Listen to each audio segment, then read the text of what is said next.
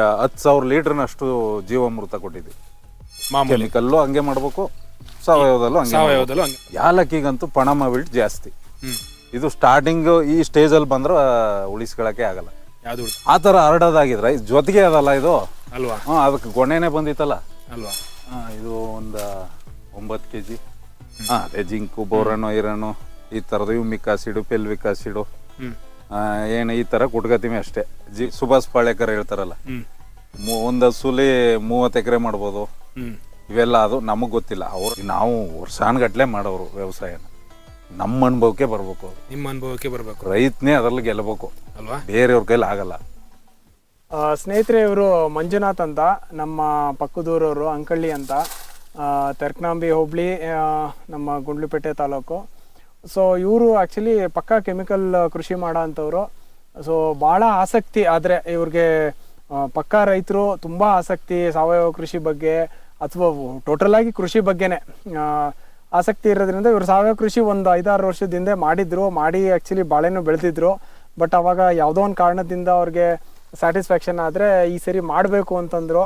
ನನ್ನ ಸಪೋರ್ಟು ಅಂತಂದರೆ ಏನು ಮಾಡ್ಬೋದು ಅಂತಿದ್ರು. ನಾನು ಸ್ವಲ್ಪ ಅವ್ರಿಗೆ ಇಲ್ಲ ಮಾಡಿ ನಿಮ್ಗೆ ಏನು ಸಪೋರ್ಟ್ ಬೇಕೋ ನನ್ನ ಕಡೆಯಿಂದ ಕೊಡ್ತೀನಿ ಅಂತಂದಾಗ ಗಂಜಲ ಮತ್ತು ಗೊಬ್ಬರ ಮಾತ್ರ ನಾನು ಇವ್ರು ಕೊಡ್ತಾ ಇದ್ದಿದ್ದು.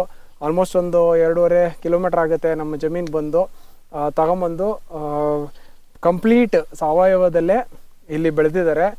ಆದರೆ ಸಾವಯವದಲ್ಲಿ ಬೆಳೀತಾರೆ ಅನ್ನೋದಕ್ಕಿಂತ ತುಂಬ ಇಂಪಾರ್ಟೆಂಟ್ ಫ್ಯಾಕ್ಟ್ರು ಇದರಲ್ಲಿ ನೋಡಬೇಕಾಗಿದ್ದು, ಲಾಸ್ಟ್ ಈ ಕ್ರಾಪ್ಗಿಂತ ಮುಂಚೆ, ಬಾಳೆ ಹಾಕೋಕ್ಕಿಂತ ಮುಂಚೆ ಇದು ಪಕ್ಕಾ ಕೆಮಿಕಲ್ ಕೃಷಿನೇ ಮಾಡಿದ್ದಿದ್ದು. ಅದರಲ್ಲಿ ಇವರು ಇಂಥ ಚೆನ್ನಾಗಿರೋ ಬಾಳೆಗೊನೆ ಬೆಳೆದಿದ್ದಾರೆ ಅಂದರೆ ಅದು ನಿಜವಾಗ್ಲೂ ಆಶ್ಚರ್ಯಕರ.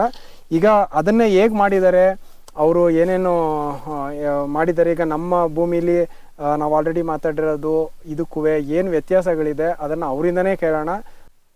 ನಾವು ಫಸ್ಟು ಇದು ಕೆಮಿಕಲ್ ಮಾಡ್ತಿದ್ದೆ, MC ಹಾಕಿದ್ವು. ಫಸ್ಟು ಮಲ್ಚಿಂಗ್ ಸೀಟ್ ಹಾಕೊಂಡು MC ಹಾಕಿದ್ವು. ಹಾಕ್ಬಿಟ್ಟು ಪುನಃ ಅದ್ರ ಮಧ್ಯೆ ಈಗ ಮೆಣಸಿ ಹಾಕಿದ್ವು. ಆ ಲೈನಲ್ಲಿ MC ಇತ್ತು, ಈ ಲೈನಲ್ಲಿ ಮೆಣಸಿ ಹಾಕಿದ್ವು. ಸೀಟ್ ಮಲ್ಚಿಂಗ್ ಸೀಟ್ ಹಾಕೊಂಡೇ ಮಾಡಿದ್ವು.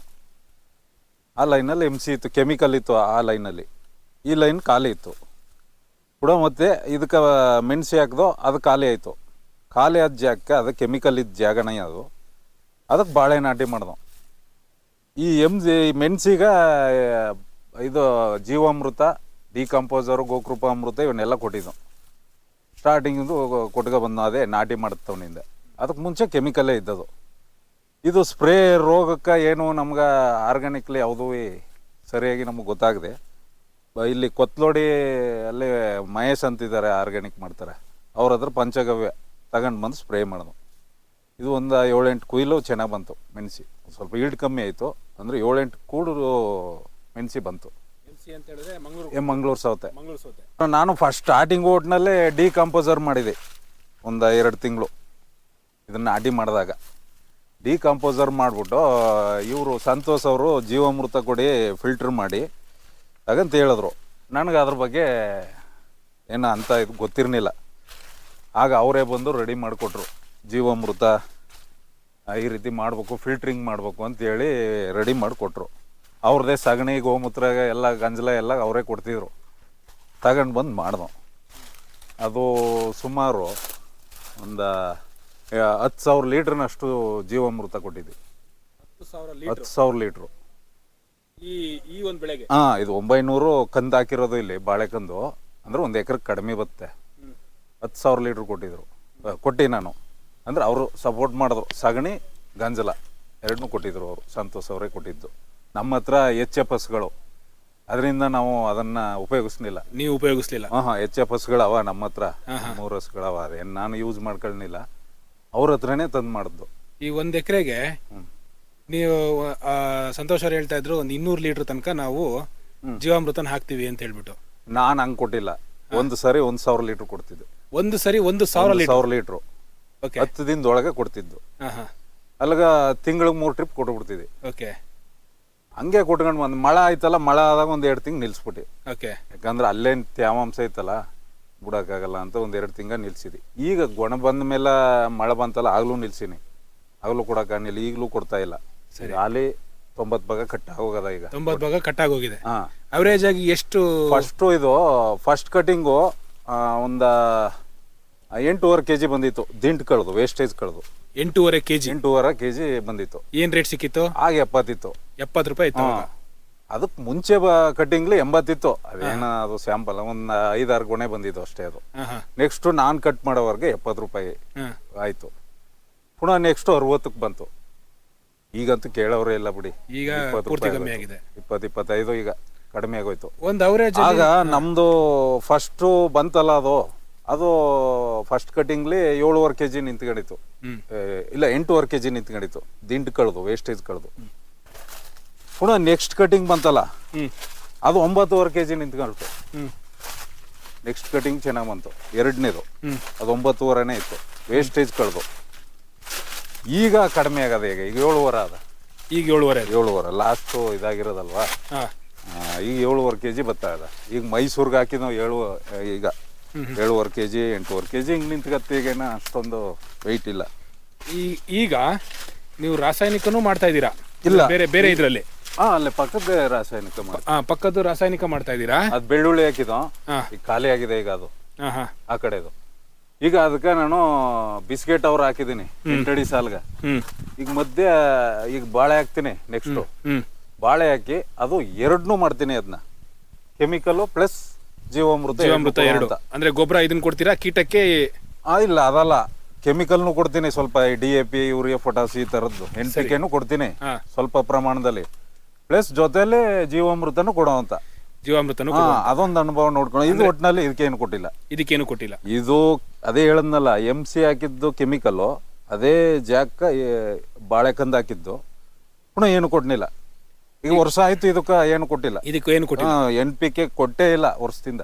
ಈಗ ನನ್ನ ಕ್ವಶನ್ ಏನಂದ್ರೆ, ಈಗ ನೀವು ಇನ್ನೊಂದು ಜಮೀನಲ್ಲಿ ಬಾಳೆ ಪೂರ್ತಿ ಕೆಮಿಕಲ್ ಮಾಡಿದ್ರು ಅಂತ ಹೇಳಿದ್ರು, ಅದಕ್ಕೂ ಮತ್ತೆ ಇದಕ್ಕೂ ಕಂಪೇರ್ ಮಾಡಿದ್ರೆ ನಮ್ಮ ಕೆಮಿಕಲ್ ಅದಕ್ಕಿಂತ ಏನ್ ಕಮ್ಮಿಯಾಗಿ ಬಂದಿಲ್ಲ. ಇದು ಅಲ್ಲ, ಚೆನ್ನಾಗ್ ಬಂದದ. ಅದೇ ನಾನು ಕೇಳ್ತಿರೋದು. ಇಳುವರಿ ಹೆಂಗಿದೆ, ರೋಗಗಳು ಹೇಗಿದೆ, ಆಮೇಲೆ ಖರ್ಚು ಎಷ್ಟಿದೆ ಹೇಳ್ಕೊಟ್ಟೆ. ಇದು ಮೂರು ನೀವು ಹೇಳ್ಬೇಕು. ಇದು ಸರ್ ನಾವು ಎಲ್ಲ ಡೀಟೇಲ್ ಹೇಳ್ಕೊಡ್ತೀನಿ. ಇಲ್ಲಿ ಪಡುಗೂರಲ್ಲಿ ನಮ್ಗೆ ನಾಟಿ ಬೆಲ್ಲ ಸಿಗುತ್ತೆ. ಪಡುಗೂರಲ್ಲಿ 70 ರೂಪಾಯಿ kg ಅದು. ಅದು ಆರ್ಗ್ಯಾನಿಕ್ ಬೆಲ್ಲ. ಆರ್ಗ್ಯಾನಿಕ್ ಅವರು ಮಾಡ್ತಾರೆ. ಅದು 70 ರೂಪಾಯಿ ಅಂದ್ರೆ ಒಂದು 10 kg ಬೆಲ್ಲ ಹಾಕ್ತೀವಿ ಅಲ್ಲಿಗೆ. 1000 ಲೀಟರ್ ಡ್ರಮ್ಗೆ 10 kg ಬೆಲ್ಲಗೆ 70 ರೂಪಾಯಿ ಅಂದ್ರೆ 700 ಆಯ್ತು. 700 ರೂಪಾಯಿ ಆಯ್ತು. ಇನ್ನು ದ್ವಿದಳ ಧಾನ್ಯ ಹಾಕ್ಬೇಕಲ್ಲ, ಆ ಹಿಟ್ಟು ಹಾಕ್ಬೇಕು ಅಂದ್ರೆ ಅದು ತೆರಕಣಂಬೆಲಿ ಒಬ್ರು ಮಿಲ್ ಸಿಗುತ್ತೆ. ಅದು ಅವರು kg 30. ಇದು ಹಿಟ್ಟು, ದ್ವಿದಳ ಧಾನ್ಯ ಹಿಟ್ಟು ಅದು 30 ರೂಪಾಯಿ. ಅದು 10 kg ಹಾಕ್ಬೇಕು. ಅಲ್ಲಿಗೆ ಅದು 300 ಆಯ್ತು. ಅಲ್ಲಿಗೆ 1000 ರೂಪಾಯಿ ಖರ್ಚು ಬರುತ್ತೆ ಒಂದು 1000 ಲೀಟರ್ಗೆ. 1000 ಲೀಟರ್ಗೆ ಆ 1000 ಅಲ್ಲಿಗೆ 10,000 ಲೀಟರ್ ಕೊಟ್ಟಿನಿ ಏನಲ್ಲ, 10,000 ರೂಪಾಯಿ ಖರ್ಚಾಯ್ತು. ಅದು 10,000 ರೂಪಾಯಿ ಈ ನಿಮ್ಮ 1 ಎಕರೆ ತೋಟಕ್ಕೆ ಖರ್ಚಾಯ್ತು. 10,000 ಸಾವಯವಕ್ಕೆ. ಅದ್ರ ಜೊತೆಲಿ ಇನ್ನೂ ಅದ ಈ ಟ್ರೈಕೋಡರ್ಮ, ಸೂಡೋಮನಸು, ಪೆಸ್ಲೋಮೈಸಿಸ್ ಇವೆಲ್ಲ ಬಯೋ ಏಜೆಂಟ್ಗಳವಲ್ಲ, IAMC ಅದು ಅವೆಲ್ಲ ಕೊಟ್ಕೊಂಡು ಬಂದೀನಿ. ಅಲ್ಲಿಗೆ ನಾನು ಒಂಚೂರು ಹೆಚ್ಚು ಕಮ್ಮಿ ಒಂದು ಅಂದಾಜು ಒಂದು 15,000 ರೂಪಾಯಿ ಕೆಮಿಕಲ್ಗೆ ಏನಾಯ್ತ ಆ ಕೆಮಿಕಲ್ನ ಬದಲು ಇದು ಮಾಮೂಲಿ ಖರ್ಚು. ಇದು ಕೆಮಿಕಲ್ಲು ಇದು ಎರಡು ಒಂದೇ. ಇದು ಗೊಬ್ಬರದ ಲೆಕ್ಕದಲ್ಲಿ. ಗೊಬ್ಬರದ ಲೆಕ್ಕದಲ್ಲಿ ಇಷ್ಟು ಖರ್ಚಾಗದ. ಕೆಮಿಕಲ್ಗೂ ಸಾಮಾನ್ಯವಾಗಿ ಒಂದು 15,000 - 20,000 ರೂಪಾಯಿ ಆಗ್ಬೋದು. 15,000 - 20,000 ಜಾಸ್ತಿ ಹಾಕೋರು ಹಾಕ್ಬೋದು. ನಾವು ಒಂದು 20,000 ರೂಪಾಯಿ ಲೆವೆಲ್ಲಿ ವ್ಯವಸಾಯ ಮುಗಿಸ್ತೀವಿ. ಬೇರೆ ಖರ್ಚು ಬಿಟ್ಟು ನಾಟಿ ಮಾಡೋದು, ಕಂದು ಹಾಕೋದು, ಕಂದು ಕೀಳೋದು ಇವೆಲ್ಲ ಮಾಮೂಲಿ. ಕೆಮಿಕಲ್ಲು ಹಂಗೆ ಮಾಡ್ಬೇಕು, ಸಾವಯವದಲ್ಲೂ ಹಂಗೆ ಮಾಡ್ಬೇಕು. ಅದೇನು ಇದು ಮಾಡ್ಕೊಳಗಿಲ್ಲ. ಇದ್ರಲ್ಲಿ ಗೊಬ್ಬರದ ಮಾತ್ರ ನನಗೆ ಆಗಿರೋದು ಒಂದು 15,000 ರೂಪಾಯಿ ಅಷ್ಟೇ. ಇದ್ರಲ್ಲಿ 15,000 ರೂಪಾಯಿ ಅಷ್ಟೇ. ಕಳೆ ತೆಗೆಯೋದು ಅದು ಕೆಮಿಕಲ್ಲು ಅಷ್ಟೇ, ಸಾವಯವದಲ್ಲೂ ಅಷ್ಟೇ. ಅದು ಕಾಮನ್. ಅದು ಅದ್ರಲ್ಲೂ ಅಷ್ಟೇ ಖರ್ಚಾಯ್ತು, ಇದ್ರಲ್ಲೂ ಅಷ್ಟೇ ಖರ್ಚು. 1 ಎಕರೆಗೆ ಈ ಸೇಮ್ ಖರ್ಚು ಇರುತ್ತೆ. ಅದು ಕೆಮಿಕಲ್ನಲ್ಲಿ ಮಾತ್ರ ನಾನು ಒಂದು 15,000 ರೂಪಾಯಿ ಮುಗಿಸೀನಿ. ಇನ್ನು ಕೆಮಿಕಲ್ನ ಖರ್ಚು ಆಗೋದಕ್ಕಿಂತ ಸ್ವಲ್ಪ ಕಡಿಮೆ ಆಗದ ಅನ್ಸುತ್ತೆ ನನಗೆ 15,000 ಇದು.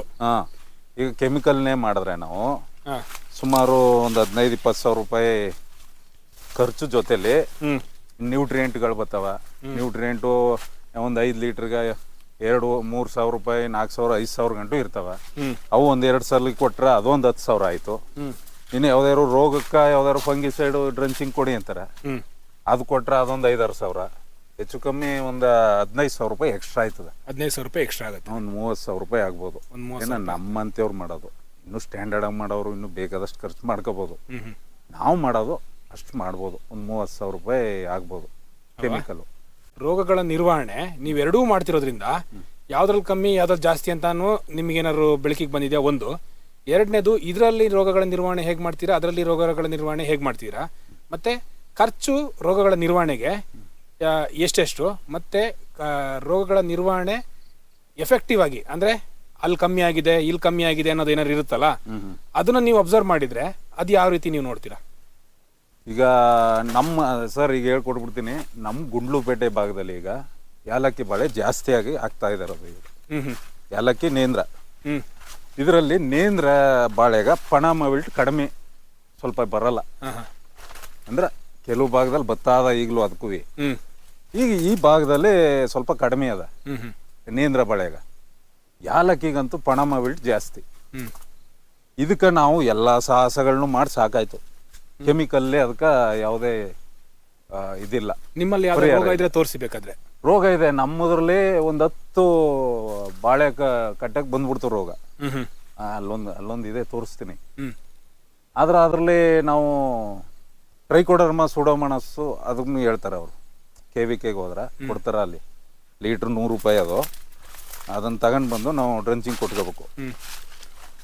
ಅದರಲ್ಲಿ ಅದನ್ನು ಕೊಟ್ಕೊಂಡು ಬಂದೀವಿ. ಎಲ್ಲಿ ಒಂದು 4-5 ತಿಂಗಳು ಕೊಟ್ಟಿದ್ದೀವಿ. ಅದು ಆಮೇಲೆ ಏನು ಕೊಟ್ಟಿಲ್ಲ. ಚೆನ್ನಾಗಿತ್ತಲ್ಲ ಬೆಳೆ, ಕೊಡ್ನಿಲ್ಲ ನಾನು. ಫಸ್ಟ್ ಸ್ಟಾರ್ಟಿಂಗ್ ಕೊಟ್ಟದು, ಪುನಃ ಮತ್ತೆ ಅದನ್ನ ರೋಗ ಇಲ್ವಲ್ಲ ಅಂದ್ಬಿಟ್ಟು ನಿಲ್ಲಿಸ್ಬಿಟ್ಟು. ಈ ಗೊನೆ ಮೋತ ಬರುತ್ತಲ್ಲ, ಬಂದಾಗ ಒಂದು 10 ಕಟ್ಟೆ ಬಂದ್ಬಿಡ್ತು ರೋಗ. ಅದು ನಾವು ಎಲ್ಲ ಯೂಟ್ಯೂಬ್ಲೆಲ್ಲ ನೋಡ್ತೀವಿ, ಅಲ್ಲಿ ನೋಡ್ತೀವಿ, ಇಲ್ಲಿ ನೋಡ್ತೀವಿ, ಯಾರು ಔಷಧಿ ಅಂಗಡಿಲಿ ಕೇಳ್ತೀವಿ, ಎಲ್ಲೂ ಅದಕ್ಕೆ ಇನ್ನೂ ಯಾವುದೇ ಔಷಧಿ ಇಲ್ಲ. ನಾವು ಅದನ್ನೇ ಹುಡುಕ್ತಾವೆ, ನಮಗೂ ಬೇಕು ಅದು ಉತ್ತರ, ಎಲ್ಲೂ ಸಿಗ್ತಾ ಇಲ್ಲ. ನಿಮ್ಮ ಅನುಭವದ ಪ್ರಕಾರ ಅದು ಯಾವ್ದನ್ನ ಹಾಕಿದ್ರೆ ಕಮ್ಮಿ ಆಗುತ್ತೆ ಅಂತ ನಿಮಗೆ ಅನಿಸಿದೆ? ಅದು ಕಂಟ್ರೋಲ್ ಆಗಿಲ್ಲ ಸರ್. ಯಾವುದು ಕಂಟ್ರೋಲ್ ಆಗಿಲ್ಲ? ಕೆಮಿಕಲ್ ಅಂತೂ ಕಂಟ್ರೋಲ್ ಆಗಿಲ್ಲ. ಕೆಮಿಕಲ್ ಕಂಟ್ರೋಲ್ ಆಗಿಲ್ಲ. ನಾವು ಮಾಡಿದೀವಿ ಎಲ್ಲ. ಮೊದಲು ಫಸ್ಟ್ ಸ್ಟಾರ್ಟಿಂಗ್ ಏನು ಮಾಡ್ತಿದ್ರು ಕೆಮಿಕಲ್ಲಿ, ಭವಿಷ್ಟಿನ್ನು ಕ್ಲೋರೋ ಕೊಡ್ತಿರು. ಭವಿಷ್ಟಿನ್ನು ಕ್ಲೋರೋ ಕಾರ್ಬೋಡೈಸಿನ್ ಬತ್ತಿತ್ತು, ಅದನ್ನು ಕೊಡ್ತಿದ್ವು. ಅದು ಆ ಟೈಮಲ್ಲಿ ಏನೋ ಕಂಟ್ರೋಲ್ ಆದಂಗಿತ್ತು. ಸ್ವಲ್ಪ ಬತ್ತ ಏನದು ರಿಸಲ್ಟ್ ಬಂದಿಲ್ಲ. ಅದು ಬಿಟ್ಟು ಬೇರೆ ಎಲ್ಲ ಬೇರೆ ಫಂಗಿಸೈಡ್ಗಳು, ಕಾಸ್ಟ್ಲಿ ಫಂಗಿಸೈಡ್ಗಳೆಲ್ಲ ಕೊಟ್ಟು ಕ್ಲೋರೋ ಜೊತೆಲಿ, ಅದು ಏನು ವರ್ಕ್ ಆಗಲಿಲ್ಲ. ಆಗಿಲ್ಲ. ಅದು ನಮ್ಗೆ ಅದು ಒಂದು ಕಾರಣ ಹೆಂಗೆ ಅಂದರೆ, ಇಲ್ಲಿ ನೆಮೋಟೋಡು ಜಾಸ್ತಿ ಇದೆ ಇಲ್ಲಿ. ಅದರಿಂದ ಈ ಭಾಗದಲ್ಲಿ ಸ್ವಲ್ಪ ಬೆಳೆಗಳು ಸರಿಯಾಗಿ ಬರ್ತಾ ಇಲ್ಲ. ಎಲ್ಲ ನೀರಾವರಿ ಮಾಡ್ತಾ ಇದೀವಲ್ಲ ಈಗ, ಅದರಿಂದ ಸ್ವಲ್ಪ ಯಾವ ರೋಗ ಕಂಟ್ರೋಲ್ ಬರ್ತಾ ಇಲ್ಲ. ಈಗ ನಮಗೆ ಇದರಲ್ಲಿ ಆರ್ಗಾನಿಕ್ಲಿ ಈ ಕೆಮಿಕಲ್ ಇಲ್ವಲ್ಲ, ಆರ್ಗಾನಿಕ್ಲಿ ಟ್ರೈಕೋಡರ್ಮಾ ಸೂಡೋಮೋನಾಸು ಮೆಟ್ರೋಯಿಜಿಯಮು ಫ್ರೆಸ್ಲೋಮೈಸಿಸ್ ಈ ಥರದವನ್ನ ಕೊಡಿ ಅಂತ ಹೇಳಿದಾಗ ಅದನ್ನು ಕೊಟ್ಕೊ ಬಂದು. ಆದ್ರೆ ನಾವು ಹೇಳಿದ್ವಲ್ಲ, ಈಗ ಒಂದು 4-5 ತಿಂಗಳವರೆಗೆ ಕೊಟ್ಟು, ಆಮೇಲೆ ಚೆನ್ನಾಗಿತ್ತಲ್ಲ ಗಿಡ, ಏನು ರೋಗ ಬರಲ್ಲ ಅಂದ್ಬಿಟ್ಟು ನಿಲ್ಲಿಸ್ಬಿಟ್ಟು. ಆಗ ಒಂದು 10 ಗಿಡಕ್ಕೆ ಬಂದ್ಬಿಡ್ತು. 10 ಗಂಟೆ ಬಂದ್ಬಿಡ್ತು. ಇನ್ನು ಅದು ಕಂಟ್ರೋಲ್ ಮಾಡೋಕೆ ಆಗಲಿಲ್ಲ, ಬಿಡ್ಬಿಟ್ಟು. ಫಸ್ಟ್ ಸ್ಟಾರ್ಟಿಂಗ್ ಒಂದು 2 ಗಿಡಗಿತ್ತು. ಆಗ ಪಂಚಗವ್ಯ ಸ್ಪ್ರೇ ಮಾಡ್ತಿದ್ನಲ್ಲ ಮೆಣಸಿಗ, ಅದೊಂದು ಸರಿ ನಾನು ಗಿಡಕ್ಕೆಲ್ಲ ಸ್ಪ್ರೇ ಮಾಡಿದೆ ಪಂಚಗವ್ಯನ. ಅದನ್ನ ಫುಲ್ಲು ಗಿಡಕ್ಕೆ ಹಿಡಿದ್ಬಿಟ್ಟಿದೆ. ಹಿಂಗೆ ಒಂದು ಲೀಟ್ರು ಸ್ಪ್ರೇಯರ್ಲಿ ಖಾಲಿ ಆಗಬೇಕು, ಆ ಥರ ಹಿಡಿದಿದೆ. ಅದಕ್ಕೆ ಕಂಟ್ರೋಲ್ ಆಗಿತ್ತು. ಅದು ಕಂಟ್ರೋಲ್ ಆಗಿ ಗೊನೆ ಬಂತು. ಅದು ಸ್ಟಾರ್ಟಿಂಗು ಈ ಲೆವೆಲ್ ಇತ್ತು ಆಗ ಕಂಟ್ರೋಲ್ ಆಗಿತ್ತು. ಪುನಃ ಈ ದೊಡ್ಡ ಸ್ಟೇಜ್ ಬಂತಲ್ಲ, ಈ ಸ್ಟೇಜಲ್ಲಿ ಬಂದದ ಹೆಂಗೆ ಕಂಟ್ರೋಲ್ ಆಗಂಗಿಲ್ಲ, ಹಿಡಿಯೋಕ್ಕೂ ಆಗಲ್ಲ. ಇಲ್ಲ, ಗೆಡ್ಡು ಕೊಟ್ಟರು ಆಗುತ್ತೆ. ಅದು ಮಾಡೋಕ್ಕಾಗಲ್ಲ, ಏಜ್ ಆಗಿರುತ್ತಲ್ಲ ಅದು, ಅದೆಲ್ಲಿ ಕಂಟ್ರೋಲ್ ಆಗಲ್ಲ. ಅದು ನಾನು ಗಮನಿಸ್ಕೊಂಡಿದ್ರೆ ಟ್ರೈ ಮಾಡ್ಬೋದಾಗಿತ್ತು. ಆ ಟೈಮಲ್ಲಿ ಒಂದು ಸರಿ ಕೊಟ್ಟು ನೋಡ್ಬೋದಾಗಿತ್ತು. ಗಮನಿಸ್ಕೊಂಡಿಲ್ಲ, ಒಂದು 10 ಕಟ್ಟೆಗೆ ರೋಗ ಬಂದ್ಬಿಡ್ತು. ಈಗ ನೋಡು, 2ನೇ ಕ್ರಾಪ್ ಬಿಡ್ತಾವಣಿ. ಇದನ್ನೇ ಅಲ್ಲಿ ರೋಗ ತೋರಿಸ್ಕೊಟ್ಟಿ ಬನ್ನಿ. ಇಲ್ಲಿ ನೀರಂತೂ ನಾವು ಜಾಸ್ತಿನೇ ಕೊಟ್ಟಿದ್ದೀವಿ ಇದಕ್ಕೆ. ಅಂದ್ರೆ ಸ್ವಲ್ಪ ಕಡಿಮೆ ತಗತ್ತ. ಯಾವುದು ಬೇಸಿಗೆ ಟೈಮಲ್ಲಿ ಇದು ಜಾಸ್ತಿ ಏನು ಒಣಗೋದು ಅಂತದೇನಿಲ್ಲ, ಕಡಿಮೆ ತಗತ್ತ ನೀರ. ಈ ಕೆಮಿಕಲ್ದು ಬೇಸಿಗೆ ಟೈಮಲ್ಲಿ ನೇಂದ್ರ ಸ್ವಲ್ಪ ಬಾಡ್ತಿತ್ತು ಕೆಮಿಕಲ್. ಅದು ಅದು ಕೆಮಿಕಲ್ಲು ಜೊತೆಲಿ ಇದಕ್ಕೆ ಕೂಡ ಜೀವಾಮೃತನ ಅದಕ್ಕೂ ಕೊಡ್ತಿದೆ. ಇದು ನೀರು ಓವರ್ ಜಾಸ್ತಿ ಆಗೋಯ್ತಿತ್ತಲ್ಲ, ಅದಕ್ಕೂ ಅಡ್ಜಸ್ಟ್ ಮಾಡಿದೆ. ಎರಡಕ್ಕೂ ಹೋಯ್ತಿತ್ತು ಜೀವಾಮೃತ ಹೋಯ್ತಿತ್ತು. ಜೀವಾಮೃತ ಹೋಯ್ತಿತ್ತು. ಎಷ್ಟು ಒಂದು 2-3 ಸಾವಿರ ಲೀಟ್ರ್ ಹಂಗೆ ಹೋಯ್ತು ಅಲ್ಗೆ. ಪುನಃ ನೆಕ್ಸ್ಟ್ ಏನು ಮಾಡಿದೆ, ನಾನು ಇದು ಡಬಲ್ ನೀಡಲ್ ಮಾಡಿದೆ. ಡಬಲ್ ನೀಡಲು ಎರಡು ಇರ್ಬಿಟ್ಟು ಗೊತ್ತಾಯ್ತು. ಆಗ ಇದಕ್ಕೆ ಕರೆಕ್ಟ್ ಆಯ್ತು. ಅಂದ್ರೆ ಒಂದು 3,000 ಲೀಟ್ರಲ್ಲಿ ಅದಕ್ಕೂ ಸೇರ್ ಹೋಯ್ತಿತ್ತು. ಇದೆಲ್ಲ ನಿಮ್ಮ ಅನುಭವದ್ದು? ಅದಕ್ಕೂ ಸೇರ್ ಹೋಯ್ತಿತ್ತು. ಅದು ಒಂದ್ ಸ್ವಲ್ಪ ಕಲರ್ ಆಗದ, ಕಾಯಿ ಚೆನ್ನಾಗಿತ್ತು. ಅಂದ್ರೆ ಗೊಬ್ಬರ ಜೊತೆಗೆ ಇದು ಕೊಟ್ಟಿದ್ದಕ್ಕೆ ಕೆಮಿಕಲ್ ಜೊತೆಲಿ ಅದು ಇತ್ತು. ಅಂದ್ರೆ ಸಾಯಿಲ್ ಅಪ್ಲಿಕೇಶನ್ ಆಗ್ತಿದ್ದೋ, ವಾಟರ್ ಸಲಬಲ್ ಏನ್ ಕೊಡ್ತಿದ್ದಿಲ್ಲ. ಸಾಯಿಲ್ ಅಪ್ಲಿಕೇಶನ್ ಏನದ ಅದನ್ನ ಹಾಕ್ಬಿಡ್ತಿದ್ದೋ, DAP ಯೂರಿಯಾ ಏನದ ಹಾಕ್ಬಿಡೋದು. ಡ್ರಿಪ್ ಅಲ್ಲಿ ಮಾತ್ರ ಜೀವಾಮೃತ ಹೋಗ್ತಾ ಇತ್ತು. ಅದರಿಂದ ಅದು ಕಾಯಿ ಸ್ವಲ್ಪ ಸೈನಿಂಗ್ ಚೆನ್ನಾಗಿತ್ತು. ತೂಕನೂ ಬಂದಿದೆ. ತೂಕನೂ ಬಂತು ನೋಡಿ. ಇದು ರೋಗ ಬಂದಿರೋದು ಇದು. ಓಕೆ, ಈ ರೀತಿ ನಿಮ್ಮ 1 ಎಕರೆಲಿ ಎಷ್ಟೊಂದು ಒಂದು 10 ಕಟ್ಟೆ ಬಂದಿರ್ಬೋದು. 900 ಕಟ್ಟೆ ಹಾಕಿದೆ. ಒಂದು 10 ಈ ತರ ಹೋಗದ. ಇದಕ್ಕೆ ನೀವು ಏನೇನ್ ಮಾಡಿದ್ರಿ? ಏನು ಚೆನ್ನಾಗದ ಇದು ನೋಡೋ, ಇದು ಚೆನ್ನಾಗದ ಅಲ್ವಾ? ಇದ್ರದೇ ಇದು ಮರಿ ನೋಡೋ. ಇದು ಬಿಡ್ತೀನಿ ಸರಿ, ಇದರಲ್ಲಿ ಬದಲಾವಣೆ ನೋಡ್ಕೊಳೋ. ನೇರು ಇದು ಚೆನ್ನಾಗಿ ಬಂದ್ರೆ ವರ್ಕೌಟ್ ಆಯ್ತಾ ಮಾಡ್ಬೋದು. ಇದು ಯಾವುದು ವಿಲ್ಟ್ ಅಲ್ಲ? ವಿಲ್ಟು ಇದು. ಇದೇ ಪನಾಮ ವಿಲ್ಟು ಅನ್ನೋದು. ಇದು ಸ್ಟಾರ್ಟಿಂಗ್ ಈ ಸ್ಟೇಜಲ್ಲಿ ಬಂದ್ರೆ ಉಳಿಸ್ಕೊಳಕ್ಕೆ ಆಗಲ್ಲ. ಯಾವುದು ಉಳಿಸ್ಕೊಳಕ್ಕಾಗಲ್ಲ, ಕ್ಲೀನಾಗಿ ಉಳಿಸ್ಬಿಡ್ಬೇಕಾಯ್ತು. ನಮ್ಮ ಕಡೆ ಎಲ್ಲ ಬೇಕಾದಷ್ಟು ಜಮೀನೆಲ್ಲ ಹೋಯ್ತು. ಅಂದ್ರೆ ಹೆಂಗಾಗಿದೆ ಅಂದ್ರೆ ಸರ್, ಇದು ಒಂದು ಸರಿ ನಾವು ಏಲಕ್ಕಿನ ಹಾಕಿದ ಮೇಲೆ ಇನ್ನು 7-8 ವರ್ಷ, ಒಂದು 10 ವರ್ಷ ಹಾಕಾಗಿಲ್ಲ ಅಂತ. ಇನ್ನು 2 ವರ್ಷ 3 ವರ್ಷದಲ್ಲಿ ಮಾಡಿದ್ರೆ ಪುನಃ ಬರುತ್ತೆ ಅದು ರೋಗ ಅಲ್ವಾ? ಒಂದು ಸರಿ ಏಲಕ್ಕಿ ಹಾಕ್ದೋ ಅಂತ ಇಟ್ಕೊಳ್ಳಿ, ಇನ್ನು ಏಲಕ್ಕಿ ನಾವು ಕನಸು ಇನ್ನು. ಇದು ಏಲಕ್ಕಿಗೆ ಮಾತ್ರನಾ ಅಥವಾ ಏಲಕ್ಕಿ ರಸಬಾಳೆ ಇಂಥವಕ್ಕೆಲ್ಲ ಇರುತ್ತೆ. ನೇಂದ್ರಾಗಿಲ್ಲ. ಈಗ ನೇಂದ್ರಾಗ ಬತ್ತಾದ. ಈಗ ಇದು ಬತ್ತದೆ. ಪಣಾಮ ಸ್ಟಾರ್ಟ್ ಆಗದ. ನೇಂದ್ರಕ್ಕೂ ಸ್ಟಾರ್ಟ್ ಆಗಿದೆ. ನಾವು ನೋಡಿದ ಮಟ್ಗ ನಾವು ಒಂದು ಊರಲ್ಲಿ ನೋಡಿದ್ವು, ಅದು ಬಂದ್ಬಿಡ್ತಾ. ಅದು ಹೆಂಗೆ ಅಂತಂದ್ರೆ, ಈ ಎಲೆ ಇಲ್ವಾ ಸರ್, ಇದು ಈ ಎಲೆ ಇದು ಕಿರಿದಾಗೋಯ್ತ, ವೈಟ್ಗೆ ಕಿರಿದಾಗೋಯ್ತ. ಕಿರಿದಾದ್ರೆ ಅದು ರೋಗ ಬಂದಿದೆ ಅಂತೇಳಿ ಏನು ಮಾಡಿದ್ರು ಕಂಟ್ರೋಲ್ ಆಗಲ್ಲ. ಅದು ನಮ್ಗೆ ಒಟ್ಟಿನಲ್ಲಿ ನಮ್ಮ ಅನುಭವಕ್ಕೆ ಬಂದಾಗ ಕೆಮಿಕಲ್ಲಿ ನಾವು ಯಾವುದು ಕಂಟ್ರೋಲ್ ಆಗಿಲ್ಲ. ನಾವು ನೋಡಿ ಸಾಕಾಗಿ ಸಾವಯವದಲ್ಲಿ ಕಂಟ್ರೋಲ್ ಆಯ್ತು ಅಂದ್ಬಿಟ್ಟು ಸಾವಯವಕ್ಕೆ ಬಂದು ಅಂದ್ರೆ ನಮ್ಗೇನು ಇದರಲ್ಲೇನು ಲಾಸ್ ಆಗಿಲ್ಲ. ರೋಗ ಕಂಟ್ರೋಲ್ ಆಗದ ಒಟ್ಟಿನಲ್ಲಿ ಒಂದು 10 ಕಟ್ಟೆಗೆ ಬಂದ್ಬಿಟ್ಟದ. ಒಂದು 10 ಕಟ್ಟೆಗೆ ಬಂದಿದೆ. ಕೆಮಿಕಲ್ ಆಗಿದ್ರೆ ಒಂದು 3/4 ಭಾಗ ಹೊಂಟೋಗದ ಏನೋ, ಯಾರು ಗೊತ್ತು ಅಲ್ವಾ? ಈಗ ಇಳುವರಿ ಅದಕ್ಕೂ ಮತ್ತೆ ಇದಕ್ಕೆ ಕಂಪೇರ್ ಮಾಡಿದ್ರೆ ಕೆಮಿಕಲ್ನವ್ರ ಸಂಖ್ಯೆ ಅವನಿ ಈಗ ಅಂದ್ರೆ ನಿಮಗೆ ಪಕ್ಕಾ ಗೊತ್ತಿರೋದ್ರಿಂದ. ಇದು ಭೂಮಿ ಇದಕ್ಕೆ. ಆಮೇಲೆ ಇದನ್ನ ನಾವು ಕೊಟ್ಟಿಗೆ ಗೊಬ್ಬರ ಅಥವಾ ಯಾವುದು ಕಾಂಪೋಸ್ಟ್ ಏನು ಕೊಟ್ಟೇ ಇಲ್ಲ. ಬರೀ ಖಾಲಿ ಕೆಮಿಕಲ್ ಮಾಡಿದ ಭೂಮಿಗೆ ಮಾಡಿರೋದು ಇದು. ಕೊಟ್ಟಿಗೆ ಗೊಬ್ಬರನು ಕೊಟ್ಟಿಲ್ಲ. 1 ವರ್ಷದಿಂದ ಕಾಂಪೋಸ್ಟು ಇಲ್ಲ. 1 ವರ್ಷದಿಂದೇನು ಕೊಟ್ಟಿಲ್ಲ ನಾವು. 1 ವರ್ಷದಿಂದೇನು ಮಣ್ಣಿಗೆ ಮಾಮೂಲಿ ಫಸಲು ಮಾಡೋದು ಅಷ್ಟೇ. ಕೊಟ್ಟಿಗೆ ಗೊಬ್ಬರ ಕೊಟ್ಟಿಲ್ಲ. ಬರೀ ಕೆಮಿಕಲ್ ಇತ್ತು. ನಮ್ದೇ ಕೊಟ್ಟಿಗೆ ಗೊಬ್ಬರ ನಮ್ದು ಅದ. ಬೇರೆ ಜಮೀನ್ಗೂ ಹಾಕತಿಮೇಲ ಅದರಿಂದ ಸಾಲಲ್ಲ. ನಾನು ಕೊಟ್ಟಿರ್ನಿಲ್ಲ. ಕೆಮಿಕಲ್ಲೇ ಇದು, ಫುಲ್ ಕೆಮಿಕಲ್ ಭೂಮಿಯೇ. 20 ವರ್ಷ ಆಯ್ತು ನಾವು ನೀರಾವರಿ ಮಾಡಿ, ಆಗ್ಲಿಂದು ಕೆಮಿಕಲ್ಲೇ ಇದಕ್ಕೆ. ಕೊನೆಯದಾಗಿ ಈಗ ನೀವೇ ಬೆಳಿತಾ ಇದ್ದೀರಲ್ಲ, 2 ರಾಸಾಯನಿಕ ಮತ್ತೆ ಇದನ್ನ ಯಾವತ್ತಾರು ರುಚಿ ನೋಡಿದ್ದೀರಾ? ರುಚಿ ಚೆನ್ನಾಗಿರುತ್ತೆ ಬಿಡಿ ಸರ್. ಟೇಸ್ಟ್ ಚೆನ್ನಾಗಿರುತ್ತೆ ಇದರಲ್ಲಿ ಆರ್ಗ್ಯಾನಿಕ್ಲಿ. ಅಂದ್ರೆ ನಾವು ಇವು ಕೆಲವ್ರು ಹೇಳೋ ಪ್ರಕಾರ ಈಗ ಜೀವಾಮೃತದಲ್ಲಿ ಕೋಟಿ ಜೀವಾಣುಗಳವ. ಅವು ಯಾವ್ಯಾವ್ದು ಏನೇನು ನ್ಯೂಟ್ರಿಯೆಂಟ್ ಫಿಕ್ಸ್ ಮಾಡ್ತಾವ ಅಂತ ಇನ್ನೂ ಗೊತ್ತಿಲ್ವಂತ ವಿಜ್ಞಾನಿಗಳಿಗೆ ಕೆಲವ್ರು ಹೇಳೋದು. ಈಗ ನಾವು ಕೆಮಿಕಲ್ ಕೊಡೋದೇನು ಬರೀ NPK ಅಷ್ಟೇ. NPK ಕೊಡ್ತೀವಿ, ಒಂದು 7-8 ಥರದ ಒಂದು ನ್ಯೂಟ್ರಿಯೆಂಟ್ ಕೊಡ್ತಿರ್ತೀವಿ ಗೊಬ್ಬರವಾಗಿ.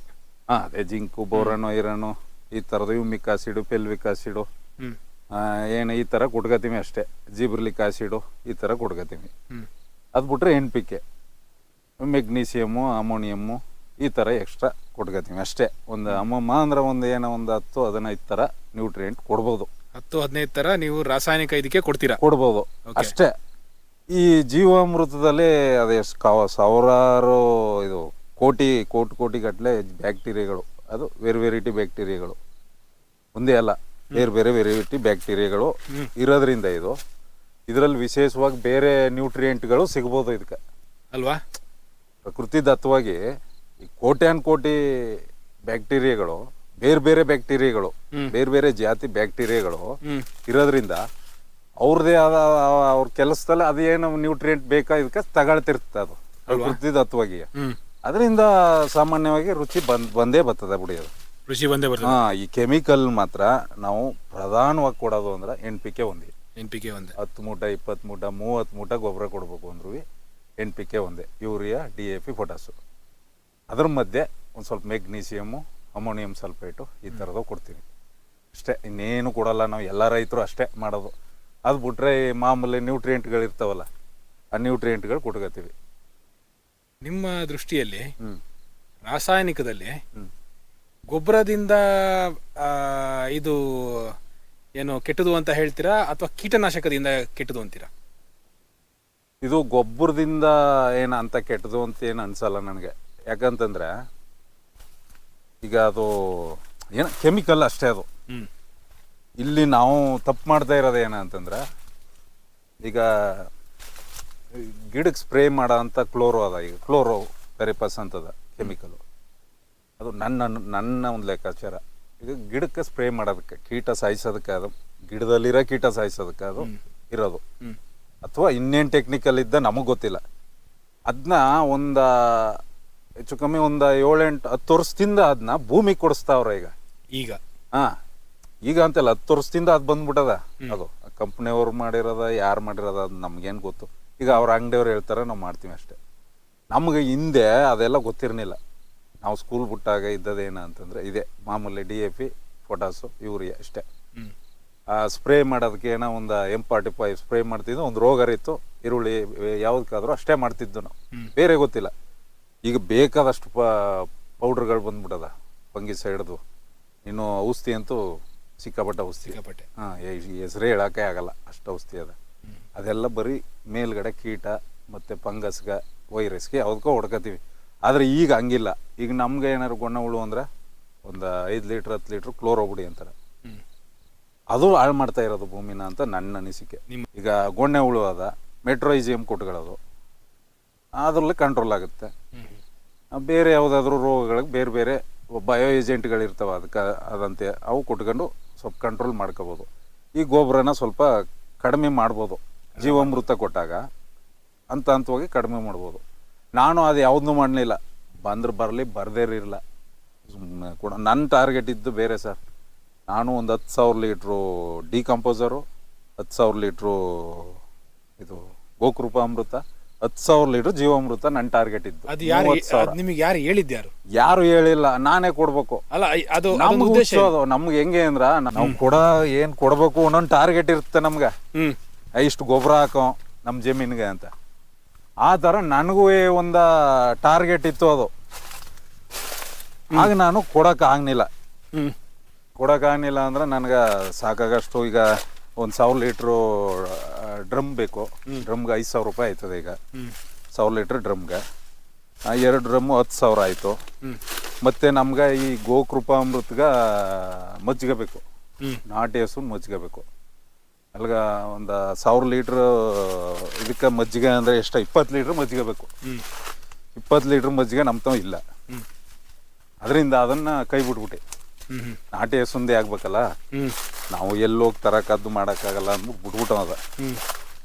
ಒಂದು 2,000-3,000 ಲೀಟ್ರ್ ಕೊಟ್ಟಿನಿ ಇದೆ ಡಿಕಂಪೋಸರ್. ಅದಕ್ಕೇನು ಬರೀ ಬೆಲ್ಲ ಅಷ್ಟೇ. ಅಂದರೆ ನಿಮ್ಮ ತಲೆಯಲ್ಲಿ ಇದ್ದಿದ್ದು ಇಂಥದ್ದೇ ಫಾಲೋ ಮಾಡಬೇಕು ಅಂತಿಲ್ಲ. ಅಂದರೆ ನಾನು ಹೇಳ್ತಿರೋದು ಅಂದರೆ, ಈಗ ನಾರ್ಮಲಿ 200 ಲೀಟ್ರ್ ಅಂತೆಲ್ಲ ಹೇಳ್ತಾರಲ್ಲ, ಆ ರೀತಿ ಇದೇನೂ ಇಲ್ಲ. ಒಟ್ರಾಸಿ ನಿಮಗೆ ಬೆಳೆ ತೆಗಿಬೇಕು ಸಾರ್. ಅವ್ರು ಹೇಳೋದು ಸುಳ್ಳ ನಿಜವಾದ ನಮಗೆ ಗೊತ್ತಿಲ್ಲ. ನನ್ನ ಅನುಭವದ ಪ್ರಕಾರ ಹೇಳ್ತಾರಲ್ಲ, ಒಂದು 500 ಲೀಟ್ರ್ ಕೊಟ್ಟರೆ ಸಾಕು. ಅಥವಾ ಈ ಸುಭಾಷ್ ಪಾಳೇಕರ್ ಹೇಳ್ತಾರಲ್ಲ, ಒಂದು ಹಸುಲಿ 30 ಎಕರೆ ಮಾಡ್ಬೋದು. ಇವೆಲ್ಲ ಅದು ನಮಗೆ ಗೊತ್ತಿಲ್ಲ, ಅವ್ರ ಅನುಭವಕ್ಕೆ ಬಂದಿರ್ಬೋದು. ನನ್ನ ಅನಿಸಿಕೆ ಏನಂತಂದ್ರೆ, ಈಗೆಲ್ಲ ಭೂಮಿ ಹಾಳು ಮಾಡಿದೀವಿ ನಾವು. ಕೆಮಿಕಲ್ ಕೊಟ್ಟು 20 ವರ್ಷ ತಿಂದೀವಿ, 30 ವರ್ಷ ಆಗೋಗಿದೆ ಕೆಮಿಕಲ್ ಸ್ಟಾರ್ಟ್ ಆಗಿ. ಈಗ ನನ್ನ ಅನುಭವಕ್ಕೆ ಏನಂದ್ರೆ, ಜಾಸ್ತಿ ಕೊಡಬೇಕು. ಈಗ ನಾನು ಜೀವಾಮೃತನೇ ಇರಲಿ, ಗೋಕೃಪಾಮೃತ ಇರಲಿ, ಅಥವಾ ಯಾವುದೋ EM ಇರಲಿ, ಡಿಕಾಂಪೋಸರ್ ಇರಲಿ, ಯಾವುದಾದ್ರೂ ಜಾಸ್ತಿ ಕೊಟ್ಕೊ ಹೋಗ್ಬೇಕು ಅನ್ನೋದು ನನ್ನ ಒಂದು ಲೆಕ್ಕಾಚಾರ. ಹಂಗೆ ಕೊಟ್ಟೆ ಒಟ್ಟಿನಲ್ಲಿ ಕೊಟ್ಬಿಟ್ಟು ಅದಕ್ಕೆ ಸಮಾನಾಗಿ ನಿಮಗೆ ಇಳುವರಿನೂ ಬಂದೈತೆ. ನನಗಂತೂ ಮೋಸ ಏನಾಗಿಲ್ಲ. ಸಾಕು.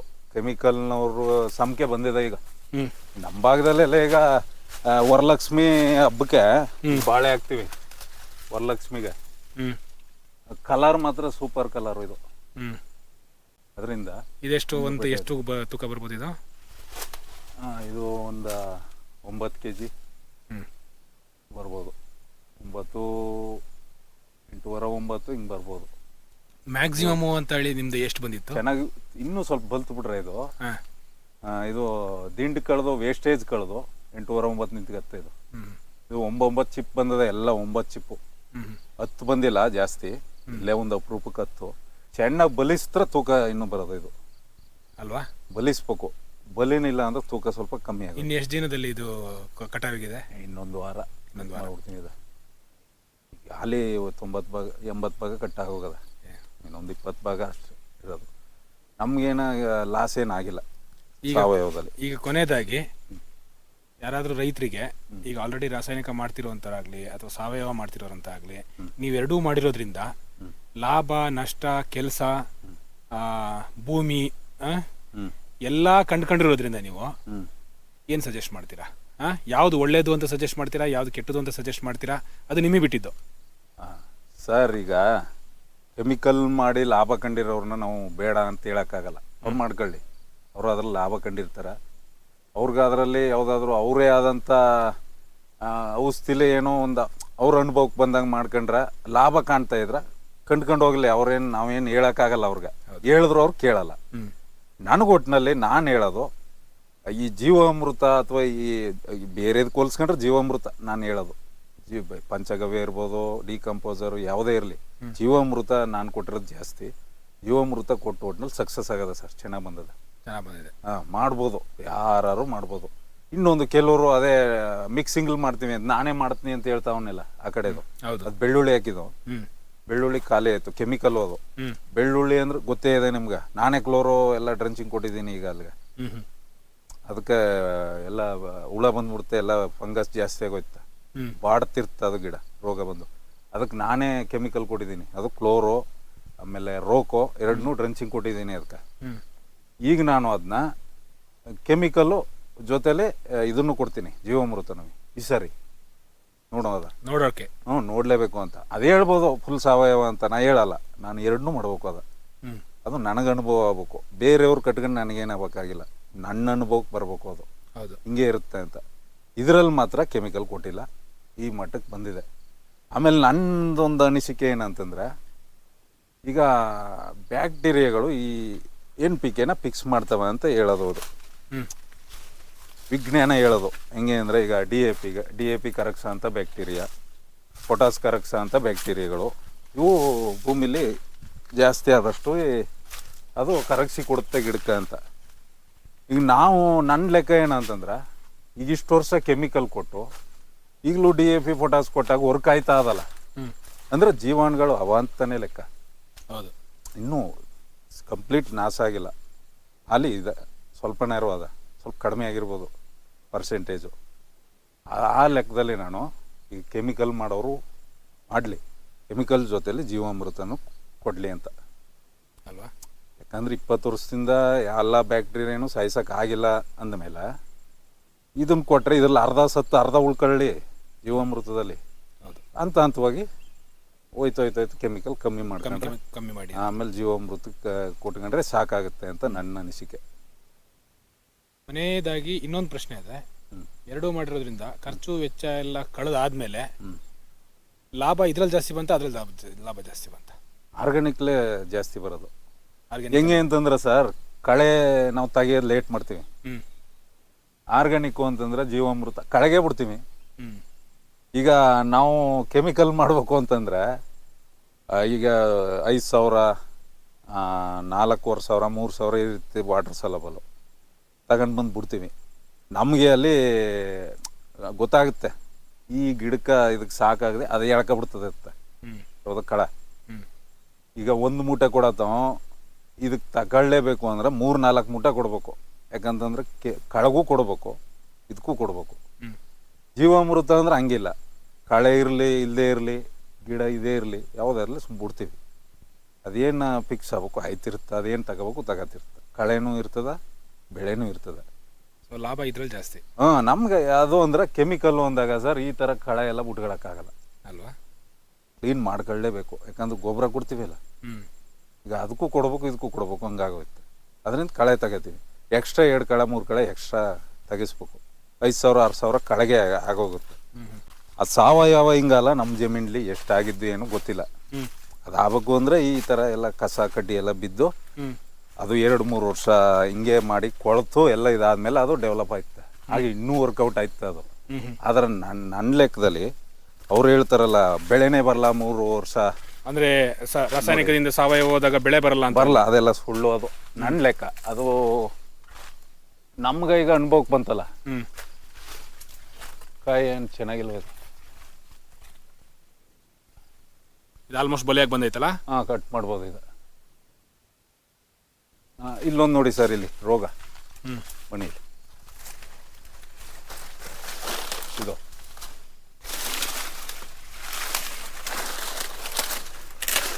ಇದೊಂದು ರೋಗ ಬಂದಿರೋದು ಆಯ್ತಾ. ಇದ್ರ ಪಕ್ಕದಲ್ಲೇ ನೋಡಿ ಇಲ್ಲಿ ಗೊನೆ ಕಟ್ಟಾಗಿದೆ. ಈಗ ಅಲ್ಲಿ ಕೆಲವ್ರು ಹೇಳೋದು ಈಗ ಇದಕ್ಕೆ ರೋಗ ಬಂದದಲ್ವಾ, ಇದನ್ನ ತೆಗೆದಾಕ್ಬಿಡಿ ಅಂತ. ಯಾವ್ದಾ ಈ ಕಟ್ಟೆ ತೆಗೆದ್ಬಿಟ್ಟು ರೋಗ ಬಂದಿರೋ ಕಟ್ಟೆ ಇದು ಕೆಳಗಡೆಗ ಯಾವ್ದಾದ್ರು ಫಂಗಿಸೈಡ್ ಹಾಕೊಂಡು ಆ ಜಾಕ ಊದು ಅಥವಾ ಸುಣ್ಣ ಉಯ್ಯೋದು ಅಥವಾ ಟ್ರೈಕೋಡರ್ಮ ಸೂಡೋಮೋನಾಸ್ ಉಯ್ಯೋದು ಆ ಥರ ಕೊಟ್ಬಿಟ್ಟು ಪುನಃ ಬೇಕಾದ್ರೆ ಕಂದು ಹಾಕಿ ಅಥವಾ ಆ ಜಾಗ ಬಿಟ್ಬಿಡಿ ಅಂತ. ಈ ಹಳೆ ಕಂದು ಸಣ್ಣ ಕಂದುಗಳು ಅದೇ ಎಲ್ಲ ಕಿತ್ತಾಕಿ ಇದು ರೋಗ ಬಂದ ಹರಡ್ಕತ್ತ ಅಂತ. ಆ ಥರ ಹರಡೋದಾಗಿದ್ರೆ ಜೊತೆಗೆ ಅದಲ್ಲ ಇದು ಅಲ್ವಾ. ಅದಕ್ಕೆ ಗೊನೆನೆ ಬಂದಿತ್ತಲ್ಲ ಅಲ್ವಾ. ನೋಡಿ ಇದು ರೋಗ. ಇಲ್ಲಿ ನೋಡಿ, ಇಲ್ಲಿ ಕಟ್ ಮಾಡಿ. ಇದು ಗೊನೆ ತೆಗೆದ್ಮೇಲೆ ಬಂದದ, ಗೊನೆಗಿಂತ ಮುಂಚೆನೆ ಬಂದದ, ಹೆಂಗಿದೆ? ಇದು ಗೊನೆ ಬರೋವತ್ತು ಬಂದ್ಬಿಡೋದು. ಇದು ಸಣ್ಣ ಗಿಡ ಆಗಿದ್ರೆ ಏನಾದ್ರು ಕಂಟ್ರೋಲ್ ಮಾಡ್ಬೋದಾಗಿತ್ತು. ರೋಗನೇ ಇಲ್ಲ, ಈ ತೋಟ ಫುಲ್ಲು ಆ ಥರ ಇತ್ತು. ಗೊನೆ ಮೋತ ಬರುತ್ತಲ್ಲ ಆ ಟೈಮಲ್ಲಿ ಬಂದಿರೋದು ಇದು. ಇದು ನಾವೇನು ಕಂಟ್ರೋಲ್ ಮಾಡೋಕ್ಕಾಗಲಿಲ್ಲ, ಏಜ್ ಆಗೋಯ್ತಲ್ಲ. ಹೌದು, ಹೋಯ್ತು ಅದು. ಇದು ನೋಡಿ, ಇದ್ರ ಸೇರ್ಕೊಂಡೇ ಇದೆ 2 ಬೇರು ನೋಡಿ, ಒಂದೇ ಅಡಿ ಗ್ಯಾಪ್ ಇರೋದು. ಇದೊಂದು ಕಟ್ಟೆ ಇದೆ, ಇದು ಹೌದು, ಇದು ಇದೆ, ಸೇರ್ಕೊಂಡೇ ಇರೋದು ಒಂದೇ ಅಡಿ ಗ್ಯಾಪು. ಹಾಕ್ಸಿರೋದೆ ಹಂಗ ಜೋಡಿಸಲು, ಅದಕ್ಕೆ ಬಂದಿಲ್ಲ ರೋಗ. ಹೌದು. ಇದು ಹೆಂಗೆ ಹೇಳೋ, ಇದು ಒಂದು ಗೊತ್ತಾಗಲ್ಲ.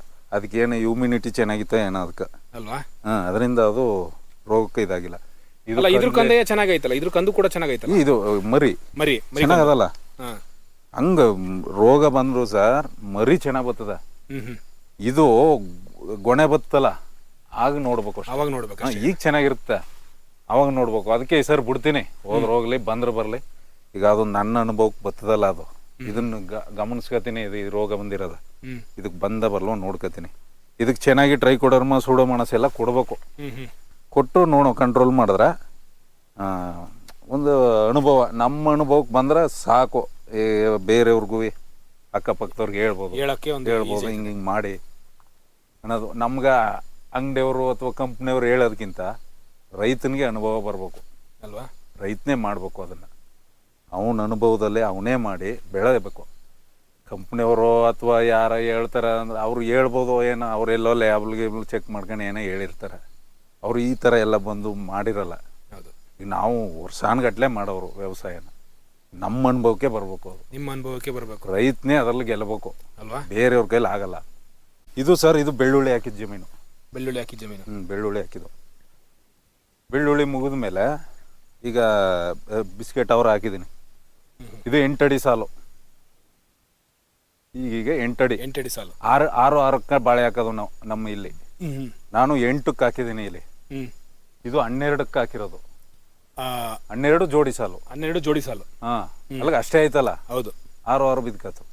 ಇದು 8ಕ್ಕೆ ಹಾಕಿರೋದ್ರಿಂದ ಈಗ 8 ಇರೋದನ್ನ ಈಗ ಸಾಲಿಂದ ಕಟ್ಟೆಯಿಂದ ಕಟ್ಟೆಗೆ 4 ಅಡಿಗೆ ಮಾಡ್ತೀನಿ. ಇದು ಕಟ್ಟೆಯಿಂದ ಕಟ್ಟೆಗೆ 4 ಅಡಿ, 6ಕ್ಕೆ ಹಾಕಲ್ಲ. ಇಲ್ಲೆರಡು ಕಮ್ಮಿ ಆಯ್ತದಲ್ಲ, ಹ್ಮ್ ಅದನ್ನೇ ಇಲ್ಲಿ ಹಾಕೊಂಡಿನಿ. ಇಲ್ಲ ಹಾಕೊಂಡಿದ್ದೀರಾ? ಹೆಂಗ್ ಮಾಡಿದ್ರು ಒಂದೇ ಆಯ್ತಲ್ಲ. ಹೌದು.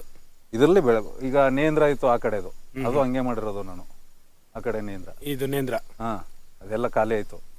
ಅದು 8-4 ಮಾಡಿರೋದು. ಅದು ರಾಸಾಯನಿಕ ನೇಂದ್ರ. ರಾಸಾಯನಿಕ ಪ್ಲಸ್ ಇದ್ರ ಜೊತೆಗೆ ಹೋಯ್ತಿತ್ತಲ್ಲ ಅದು ಜೀವಾಮೃತ. ಅದು ಇಲ್ಲ, ಅದು ಒಪ್ಕೊಂಡಿ ಬಿಡಿ, ಚೆನ್ನಾಗ್ ಬಂದಿತ್ತು ಕಾಯಿ, ಚೆನ್ನಾಗ್ ಬಂದಿತ್ತು. ವೈಟ್ ಕಾಯಿ ಸೂಪರ್ ಆಗಿತ್ತು, ಹ್ಮ್ ಚೆನ್ನಾಗ್ ಬಂದಿತ್ತು ಅದು. ಈಗ ಇದನ್ನ ಇಲ್ಲಿಗ ನೇಂದ್ರ ಹಾಕ್ತೀನಿ, ಈ ಲೈನ್ಗೆ, ಮಧ್ಯದ ಲೈನ್ಗೆ. ಇದಕ್ಕೆ ನೇಂದ್ರ ಹಾಕ್ಬಿಟ್ಟು ಇದಕ್ಕೆ ಸ್ವಲ್ಪ DAP, ಪೊಟಾಸ್, ಯೂರಿಯಾ ಲೈಟಾಗಿ ಕೊಟ್ಕೊಂಡು ಜೀವಾಮೃತ ಕೊಡ್ತೀನಿ. ಜೀವಾಮೃತ ಕೊಟ್ಟು ಅದು ಇದು ಎರಡು ಜೊತೆಲಿ ಮಾಡ್ತೀನಿ. ಇದು ಮಾಮೂಲಿ ಕೆಮಿಕಲ್ ಸ್ಪ್ರೇ ಮಾಡಲೇಬೇಕು. ಯಾವುದು ಅವರ ಇದಕ್ಕೆ ಬಿಸ್ಕೆಟ್ಗೆ, ಇದಕ್ಕೆ ಈ ಕಾಯಿ ಕೊರಕ ಇದು ಬರ್ತದಲ್ಲ ಹುಳು, ಅದು ಜಾಸ್ತಿ ಇದಕ್ಕೆ. ಅದು ಜೊತೆಲಿ ಒಂದು ಚಿಟ್ಟೆ ಬರುತ್ತೆ ದಪ್ಪದು, ಅದು ಹೂವು ಎಲ್ಲ ಉದುರೋಗ್ಬಿಡುತ್ತೆ. ಅದು ಬಂದರೆ ಇದಕ್ಕೆ ನಾವು 2 ಕೆಮಿಕಲ್ ವಾರಕ್ಕೊಂದು ಸ್ಪ್ರೇ ಮಾಡಬೇಕು. ಹುಳಗೊಂದು, ಚಿಟ್ಟೆಗೊಂದು. ಅದಕ್ಕೆ ನಾವು ಮಾಣಿಕ್ಕು ಅಥವಾ ಪೆಗಾಸಸ್ಸು, ಹುಳುಗೆ ಯಾವ್ದಾರು ಒಂದು ಇದಾಕತ್ತೀವಿ. ಯಾವುದು ಇದು ಬತ್ತಲ್ಲಪ್ಪ, ಬೆಂಜೆಟ್ಟು, ಎಮಕ್ಸಿನ್ ಬೆಂಜೆಟ್ಟು ಅಥವಾ ಕೊರಜಿನು ಕಾಸ್ಟ್ಲಿ ಸ್ವಲ್ಪ ಇದಾಕತ್ತೀವಿ. ಇದಾಕೊಂಡು ಮೈಂಟೈನ್ ಮಾಡ್ಬೋದು. ಒಂದು 10, 12, 15 ಕುಯ್ಲ್ ಗಂಟು ಕುಯ್ಬೋದು. ಸೊ ಎಲ್ಲಾ ಎಕ್ಸ್ಪೆರಿಮೆಂಟು ಮಾಡ್ತಾ ಇದ್ದೀರಾ ನೀವು? ರಾಸಾಯನಿಕ ಪ್ಲಸ್ ಸಾವಯವ, ಬರೀ ಸಾವಯವ, ಎಲ್ಲವೂ ಜಮೀನಲ್ಲಿ ಎಲ್ಲ ಎಕ್ಸ್ಪೀರಿಯನ್ಸ್ ಎಲ್ಲ. ಈಗ ಮಾಮೂಲಿ ಮೇಲ್ಗಡೆ ಕೆಮಿಕಲ್ ಅದು, ಇದಕ್ಕೆ ಹಂಗ್ ಮಾಡ್ತೀನಿ, ಕೆಮಿಕಲ್ ವಿತ್ ಸಾವಯವ ಎರಡು ಇದು. ಈ ಕೊನೆಯದಾಗ ಒಂದು ಸುಮ್ಮನೆ ಹಿಂಗೆ ತಮಾಷೆ ಪ್ರಶ್ನೆ ಕೇಳ್ತೀನಿ. ಮನೆಯಲ್ಲಿ ಹಬ್ಬ ಹರಿದಿನಗಳಲ್ಲಿ ಹಣ್ಣು ಯಾವ ತೋಟದ ಇಡ್ತೀರಾ? ಯಾವ ತೋಟದ ತಿಂತೀರಾ? ನಮ್ಮ ಮನೇಲಿ ಇದೇ ಇರೋದ್ರಿಂದ ಇದನ್ನೇ ತಿಂತೀವಿ. ಸಾವಯವನ್ನೇ ತಿಂತೀವಿ. ಹೌದು, ಇದು ಬಿಡಕ್ಕದ್ದ, ಇದನ್ನ ತಿಂತೀವಿ. ಆಮೇಲೆ ನಾವೇನು ಸ್ಪ್ರೇ ಮಾಡಲ್ವಲ್ಲ ಸರ್, ಕಟ್ ಮಾಡಿ ತಗೊಂಡೋಗಿ ಚೆನ್ನಾಗಿ ಬಲ್ತಿರೋದು ಇಟ್ರೆ ಒಂದು ಗೋಣಿ ಚೀಲಕ್ಕೆ ಹಾಕಿ ಇಟ್ಬಿಡ್ತೀನಿ.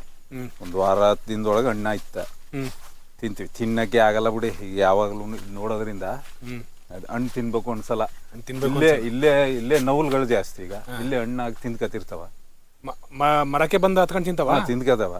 ನೌಲ್ಗಳು ಜಾಸ್ತಿ ಆಗ್ಬಿಟ್ಟವ ಈಗ ನಾವು ಕೆಮಿಕಲ್ಲು ಆರ್ಗ್ಯಾನಿಕ್ ಎರಡೂ ಮಾಡಿದ್ದೀವಿ. 2ರ ಅನುಭವನೂ ಇದೆ.